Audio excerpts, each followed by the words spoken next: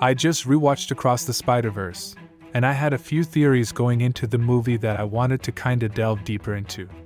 After finishing it and paying close attention to some of the more subtle details, I am about 99% sure that Miguel O'Hara is the Prowler of his universe. There are multiple reasons.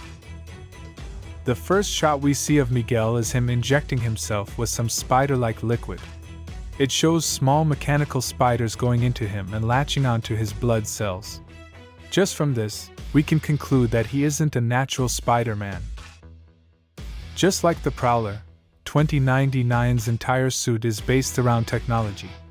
Miles is able to zap him because he can take the electricity in his suit and redirect it towards him.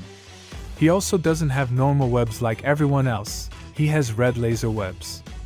Also, he has a cape, which is weird. Multiple characters in the movie mention the fact that he has claws, which isn't normal for a Spider-Man. It's his main form of combat, with webs being more of a convenient method of travel.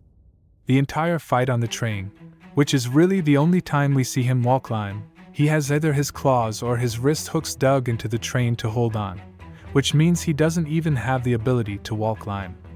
He also moves like the Prowler does, not really climbing but instead almost jumping like a cat to dig in his claws. 2099 has the exact same scars/lines on his face as Prowler Miles does.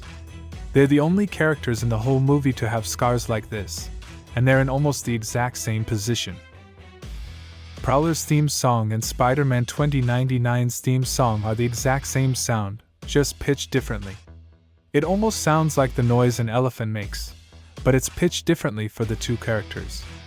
If you reverse either one, it sounds very similar to the other one. Every other character has a completely unique theme sound that doesn't sound like anyone else's. This seems insignificant, but the producers of this movie make very intentional choices for small things like this. The red design on 2099's suit is the exact same design as the eyes of Uncle Aaron's Prowler mask. Look at it yourself, it's a very similar shape, but 2099 wears it on his shoulders and chest. The way it hooks around at the top of Prowler's eyes is exactly like 2099's does on his shoulders. They're not picture perfect, but I think it's too similar to be a coincidence. It also makes a lot of sense for the storyline. Miguel's backstory, that he explained to Miles, is that he lost his family and tried to take over the life of another universe's Spider-Man that died, but that led to the destruction of that universe. We don't have any backstory for how he became Spider-Man in the first place.